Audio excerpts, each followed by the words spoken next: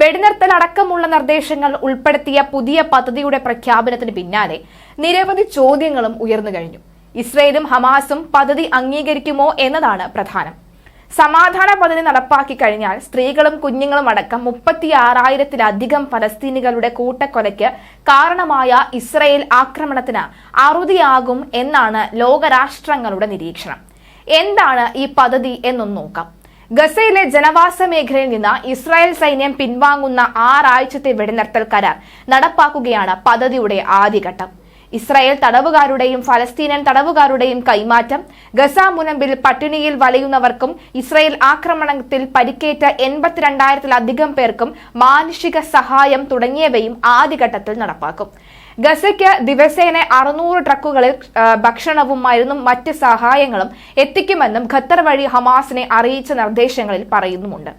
മൂന്നാം ഘട്ടത്തിൽ ഇസ്രായേൽ സൈന്യം ഈ കേടുവരുത്തുകയോ നശിപ്പിക്കുകയോ ചെയ്ത 60% ക്ലിനിക്കുകൾ, സ്കൂളുകൾ, സർവകലാശാലകൾ, മതപരമായ കെട്ടിടങ്ങൾ എന്നിവയുടെ പുനർനിർമ്മാണം നടക്കും. ഒപ്പം സമ്പൂർണ്ണ വെടിനിർത്തലാകും സാധ്യമാവുക എന്നും നിർദ്ദേശങ്ങളിൽ പറയുന്നുണ്ട്. ഇനി ഈ കരാറിനെ അനുകൂലിച്ചവർ ആരൊക്കെ നോക്കാം. നിർദ്ദേശങ്ങളെ പോസിറ്റീവായി വീക്ഷിക്കുന്നതായി ഹമാസ് വെള്ളിയാഴ്ച പ്രസ്താവനയിൽ പറഞ്ഞിരുന്നു. എന്നാൽ മറ്റ് വിശദാംശങ്ങൾ വ്യക്തമാക്കിയിട്ടുമില്ല. എന്നാൽ ചില ഇസ്രയേലി രാഷ്ട്രീയക്കാരിൽ നിന്ന് ബന്ദികൾ ആക്കിയവരുടെ മോചനത്തെക്കുറിച്ച് അന്താരാഷ്ട്ര സമൂഹത്തിൽ നിന്നും ഈ പദ്ധതിക്ക് പിന്തുണ ലഭിച്ചിട്ടുമുണ്ട്. ഇസ്രായേൽ പ്രധാനമന്ത്രി ബെഞ്ചമിൻ നെതന്യാഹുവിന്റെ മുഖ്യ എതിരാളിയായ ബെന്നി ഗാറ്റ്സ് ഈ നിർദ്ദേശത്തെ അനുകൂലിച്ച് സംസാരിക്കുകയും നെതന്യാഹുവിനോടും പ്രതിരോധ മന്ത്രി യോവ് ഗാലന്റിനോടും അടുത്ത ഘട്ടത്തിൽ ചർച്ച ചെയ്യാൻ യോഗം വിളിച്ചു ചേർക്കണമെന്നാണ് ആവശ്യപ്പെടുകയും ചെയ്തത്. യുദ്ധത്തിനപ്പുറമുള്ള ഗസയുടെ ഒരു പദ്ധതിയും അംഗീകരിച്ചില്ല എങ്കിൽ ജൂൺ 8-ന് മന്ത്രിസഭയിൽ നിന്ന് പുറത്തുപോകുമെന്ന് ഗാറ്റ്സ് മുമ്പ് ഭീഷണിപ്പെടുത്തുകയുണ്ടായി. കൂടാതെ പ്രതിപക്ഷ നേതാവ് യായർ ലാപിഡും പദ്ധതിയെ പിന്തുണയ്ക്കുമെന്ന് വാഗ്ദാനം ചെയ്തിരുന്നു. UK, ജർമ്മനി എന്നിവയുൾപ്പെടെ ഇസ്രായേലിന്റെ പല സഖ്യകക്ഷികളും ഐക്യരാഷ്ട്രസഭയുടെ സെക്രട്ടറി ജനറൽ അന്റോണിയോ ഗുട്ടറസും പദ്ധതിയെ അനുകൂലിച്ചിരുന്നു.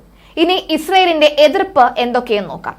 സമാധാന പദ്ധതിയോടുള്ള എതിർപ്പിന്റെ ഭൂരിഭാഗവും ഇസ്രായേൽ മന്ത്രിസഭയിൽ നിന്ന് തന്നെയാണ്.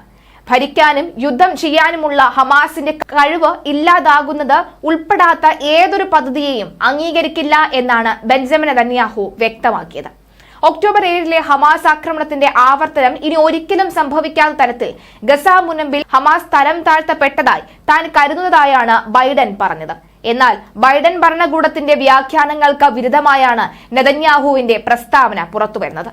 നെതന്യാഹുവിന്റെ വലതുപക്ഷ സഖ്യത്തിലെ അൾട്രാനാഷണലിസ്റ്റും തീവ്ര വലതുപക്ഷ അംഗങ്ങളായ ഇറ്റാമർ ബെൻഗ്വിറ്റും ബസാലെൻ സ്മോട്രിച്ചും കടുത്ത എതിർപ്പുമായാണ് രംഗത്തെത്തിയത്.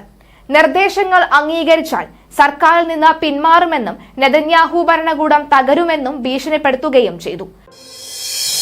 മലയാളി വാർത്ത plus, like, share and subscribe.